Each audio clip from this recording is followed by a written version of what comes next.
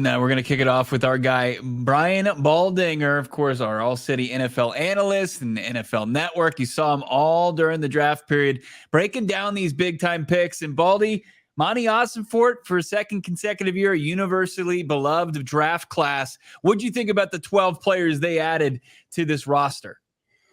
Well, it could be the dirty dozen. It could be the dozen that kind of gets them over the top and gets them back into, really competition right now in that division. They started with 6 of the first 90 picks.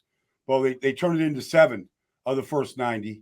And you can go through I'm sure we could go through all of them. But I think they got some, obviously starting with Marvin, they got some guys who are going to step on the field and make a difference. They upgraded this football team in a big way, in a variety of ways, and from a lot of different positions. Let's start with Marvin Harrison Jr., Baldy, and we had speculated for much of the offseason, are they going to take Marvin? Could they trade the pick potentially? With the way the rest of the top 10 fell, and the fact that teams like the Vikings, the Denver Broncos could subsequently wait for their quarterbacks, do you believe the Cardinals took what is the best player in this draft, or one of them? They made the right decision, in your opinion, for the franchise?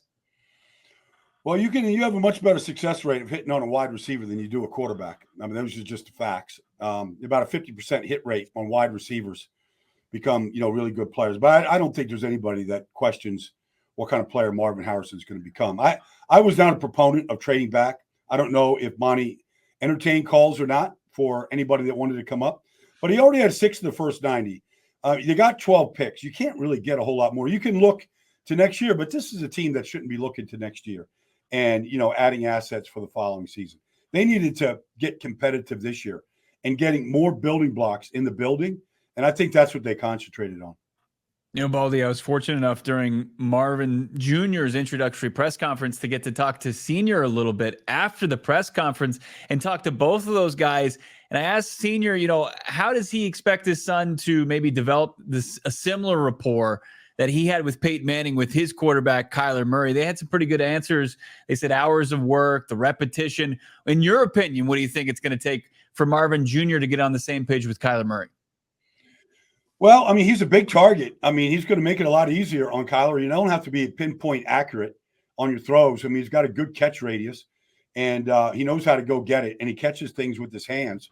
But, the quicker you can get on the field and just start building chemistry. I remember Troy Aikman, after his rookie year, 1989, 1-15, disappointing. I remember Michael Irvin and Deanna. I remember the whole group out there at Valley Ranch at the time. There wasn't a day in April or May or June they weren't out there playing and competing. And that's kind of what they got to do right now. They just got to start getting into a rhythm. It's on everything from the route tree to where Marvin likes the ball to fade routes, back shoulder type throws. They just got to start repping the entire route tree right now as frequently as they can. Let's talk a little bit about their second first-round pick, Darius Robinson, who joined us at the Super Bowl week, Baldy. And this is somebody, big physical player, dominant talent in the SEC. And, folks go back and forth. Should he rush the passer? Should he be an edge rusher? I argue that he is more valuable with the Cardinals today, in my opinion, Baldy, to be a 3-5 technique, 1 technique, whatever they want to use him, as a defensive tackle who can penetrate in the middle of the line of scrimmage. Where do you believe Darius Robinson should play for Jonathan Gannon? I think he could be a lot like DeForest Buckner. He's got that type of size that DeForest is in Indianapolis. I think he could be a real problem because of his length, just because of his, his ability to play a high volume of plays. Obviously, his numbers and sacks and all the things went up, but that comes with repetition too. That comes with having a real good plan and developing your plan as a pass rusher.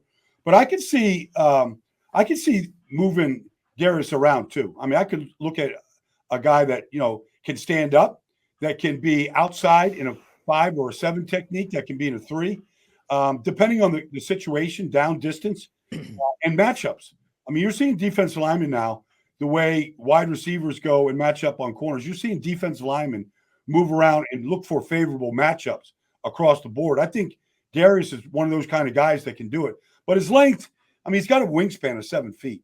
You get your hands up inside. I don't care who you're playing against. That's disruptive to any quarterback.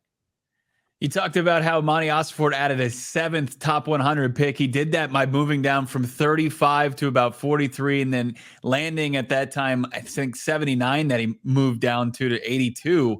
But with the selection that they made in the second round, it was polarizing to the fan base. But a co-host and myself, we really like Max Melton out of Rutgers. What are your thoughts on the Toolsy corner? I like him. You know, one thing about playing at Rutgers, I mean, you're in the Big Ten. You're seeing elite receivers every week. You're seeing good offenses. So you're getting tested. And I thought Max Melton answered it. You know, he's a very good tackler. He's very aggressive. I mean, he did come up with 8 interceptions there at Rutgers. You know, and it's not like they were like, okay, we're not going to throw to, you know, we're going to throw away from Max. He's their best corner. Like, even in the opportunities that he got, he made the best of them over the last 3 years. But I think this is a really dependable guy. I think that has a chance to be real successful because, you know, he's got good quickness.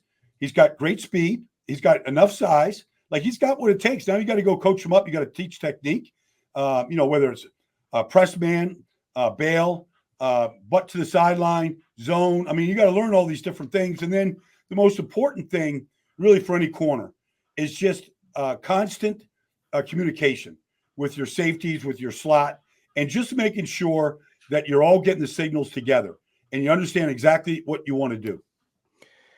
You know, Baldy, I'm a sucker for a day 2 running back. And the Cardinals, listen, they took their medicine last year. James Conner had a career year. He's also 29 years old.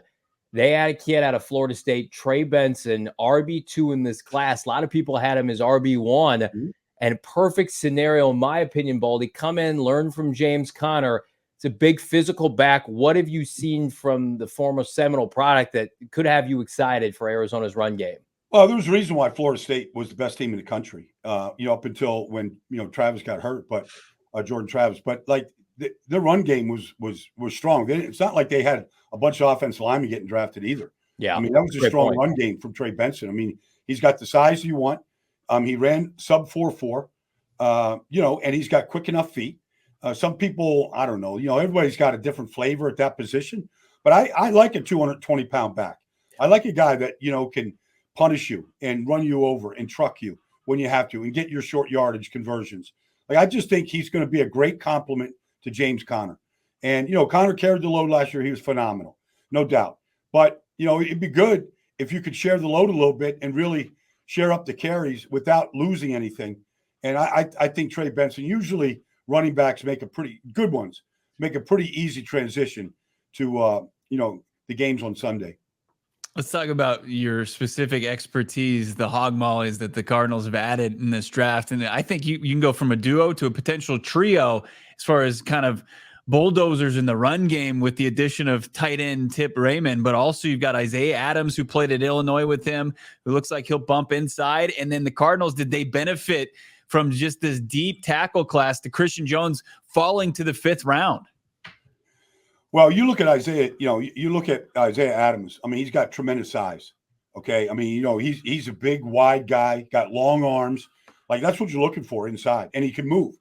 So, and then I thought Tip Raymond, honestly, was the best blocking tight end in this draft. I mean, I was on a podcast with the 49ers, and I'm like, they lost 2 blocking tight ends. Seattle lost 2 tight ends. I was on these podcasts. I'm like, you should look at Tip Raymond. I think he's 270 pounds. He's 6'5". He runs good enough. He runs in the 4.6s. They didn't throw to him a lot. But the blocking, you just watch him on the edge. Like, you can have a strong side run game with him blocking. Now, Trey McBride's your flex tight end. He's your move tight end. He's not bad blocking. But I think they got a good blocking tight end. When you want to go 2 tight ends with Raymond and McBride right now, I think you can do that. Let's talk about another hog molly on day 3, Christian Jones out of Texas. A lot of people thought, Baldy, this young man, 48 starts, should have gone on day 2. Multi-year starter, can play, according to Monty Osford, Drew Petzing, all over the offensive line. What do you make of that kind of value in the 5th round? In a tackle class that was deep, and we know the Cardinals liked a lot of first-round tackles, but, you know, taking Marvin, taking Darius, it just didn't fall to them that way. Do you see a path for Christian Jones to eventually find a way into the starting lineup? I thought he taken in a good spot. I like linemen down there in the 4th and 5th round, day 3 guys. Reminds me of Connor Williams. Connor Williams was a left tackle at Texas, ended up playing guard for the Cowboys, started at center for Miami until he got hurt last year. But, you know, you know, these Big 12 offenses, look, you're not getting a lot of great pass rushers in the Big 12. You're just not. Right. You're seeing a lot of they run this. I'm not going to get too technical, but they run this 3-3 double cloud. All right, like it's not like you're looking at Nick Bosa out there. You're just not. He's not there. So that's how they play defense in the Big 12. So some of these tackles, you're combing through these plays. You're like, it's 3rd and 12. Like, who's he blocking? Oh, they've got a contain end coming. All right, well, I can smoke a cigarette and block that guy on a contain end. He ain't trying to get to the quarterback. But, like, I just think sometimes these guys get knocked, in that conference because of it. It started at Iowa State. Matt Campbell brought it. They developed it up there. Coach Haycock started that 3-3. Everybody copied it in the Big 12. So you're just not seeing a lot of reps of these guys playing tackle in the Big 12 where they're really, like an NFL. Like, okay, here comes Latu. Here he comes. All right, what's my plan? Like, you're not getting a lot of that in the Big 12. Yeah, it's not recommended to rip a cig and then also pass block at the same time, but it's a tremendous insight. So looking at this 12-player class, any of your faves in there? Yeah. Oh, I mean, when they drafted Dadrian Taylor Demerson, I couldn't believe it. I mean, because I thought, honestly, he was I knew he would probably go in the later rounds, which is fine because he's, 5'10" and change. He's not the biggest safety, but he can flat out run. He can cover. He can hit. They had another safety, Owens. They got drafted. I liked Dadrian. I thought this was going to be a fine. I had personnel directors on teams ask me if I would go take a look at him, see what you think, see what you see. And I'm not going to get crazy saying he's Earl Thomas. He's not Earl Thomas, but he's a good football player. Now, there's, Buddha and Jalen are a really good tandem of safeties, but everybody's looking for 3 safeties in this league. And at some point, you can't pay one guy. They leave him free agency. But regardless, I think Dadrian gets on the field this year. Like he's one of my favorite day 3 picks in this whole draft. Yeah, and Budda Baker's another year older. He's coming into a contract year. Cardinals maybe want to keep their options open there. Baldy, you look at the scale of this class in general, 12 picks. They only had to add 3 undrafted players because they didn't have room on their roster. You look at what Monty Ossenfort's done each of the past 2 off seasons. Do you believe, and we got to see these kids play in the fall, that enough has been done to get the Cardinals back to national relevance, that people in the Valley, people around the outside of the NFL can look and say, well, the Cardinals, they retooled their roster. They've got real players now, and they can vie for a postseason spot in the NFC. It's a tough division because the Rams have gotten a lot better too. And the 49ers are basically, what everybody's looking up at. But regardless, I mean, they were competitive last year. They beat the Cowboys, beat the Eagles, went to Pittsburgh, won. They beat 3 playoff teams. So there was something there, the way Coach Gannon was coaching. All right. I mean, we talked about it throughout the year. Highly competitive. Games slipped away from them, but wasn't like they weren't ready to play. And so I don't think, Arizona could go to Philly this year and surprise them. I don't think they go to Pittsburgh and surprise anybody. They know that Marvin's out there now. You better be on your game. Like he's going to take it right off the rim and right in front of you. So this is a much better football team right now. I think if you line up and play, there's very few weaknesses on this team right now. And so you might still say, okay, they could still use like a real juice off the edge, a little bit more than what maybe they have. Okay, you can make that argument. But I thought the offensive line came together last year. We'll see what happens at left tackle if there's competition there. But I just think this is a good football team right now. And I know Trey McBride can play. I know Marvin can play. I know Kyler is going to be a better player when those guys can go get it. And I know they're going to emphasize running the football. And I feel like they got 2 guys that can do it. I like the way this Cardinals team is being built. I think it's being built the right way. They spent their money wisely. I thought they got a good haul in this draft.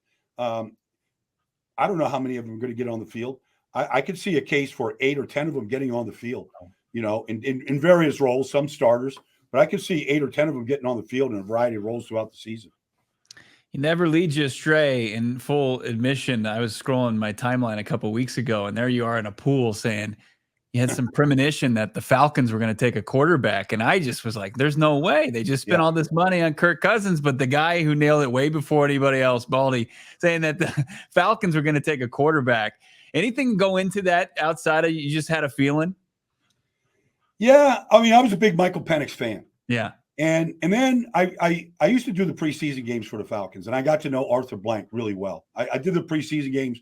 I was doing their games when Mike Smith and Matt Ryan first came together, 2008, and I was doing their games then. And they won 11 games in the first year with Matt Ryan, and they turned it around. And then they were highly competitive.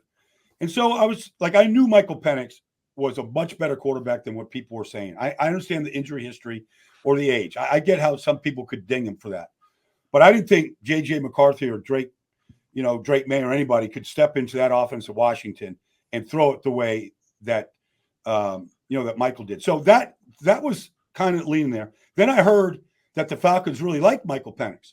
And then I heard that they went and had a private workout with him, and they were blown away. Not just by the workout, but just the maturity, how he presents himself. Like, you can't interview Michael Penix and not come away going, this guy is pretty special. In addition, like, I loved him. He elevated Indiana to the number 7 program in the country. Then he got hurt. He transferred, went to Washington. They were 4-8. Nobody was talking about Washington. Got together with Coach DeBoer and convinced Roma Dunze and Jalen Polk and McMillan to stay. And let's go compete. 14-0, play for the national championship. So it was a kind of a combination of things. And I'm like, they're not going to go defense. They're going to go quarterback. I just didn't know they would do it right at 8, honestly, Bo. Like, I thought they would do it. I didn't think it was going to be right at 8. But when it came true, I wasn't surprised. And the fact is that while everybody wants to talk about the money and the guaranteed, and I understand it, and I get it, the owner signed off on it. Like, the owner's writing the check. One guy's writing the check. And Arthur Blank isn't just giving handouts to people. Like, Kirk Cousins is going to have to still earn it. But I can see Michael Penix competing pretty quickly. You talk about earning it. Kyler Murray's coming into this season, another year under Drew Petzing, and now, no pun intended, a full deck. My last question for you, Baldy. You give him Marvin Harrison Jr., multiple backs, a very capable offensive line, Trey McBride, Greg Dortch, Michael Wilson. I think he's going to have a career year. Like, what do you envision for Kyler Murray this year in 2024 for a Cardinal team very much under the radar? I mean, this is it right now for Kyler. I mean, he's got to show. He's got to show out. He's got to show up and show out, as they say in South Florida. Show up and show out, because he's a year removed from the injury, so that's no longer an excuse, okay? Got 2 good wheels. He's got targets, real legitimate targets. Now, he never really got for a long time with DeAndre Hopkins, and one was suspended, one was injured. So they didn't really spend a lot of time together. But he's got a legit X-receiver. He's got a legit tight end in a run game and a good young offensive coordinator. And they've done nothing but support Kyler.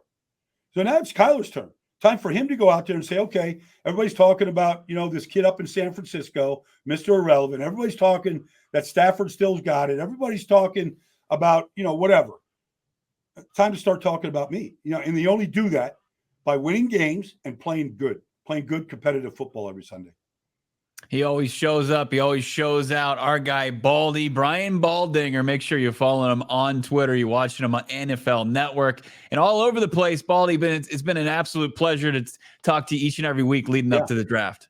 My pleasure, too. Let's the schedule's coming out soon. There's going to be some more, information here. We're going to see where the Cardinals go. Do they get some national TV games this year? I have a feeling some Lederhosen into it. Yeah, there's a rumor it could be overseas this year. Okay, all right. Let's see those November, Cardinal fans maybe. travel. Let's do it. Baldy, right. Thank you so much for the time. NFL Insider, All City, NFL analyst Brian Baldinger. Thank you so much. Thanks, guys. You bet, man. Anytime.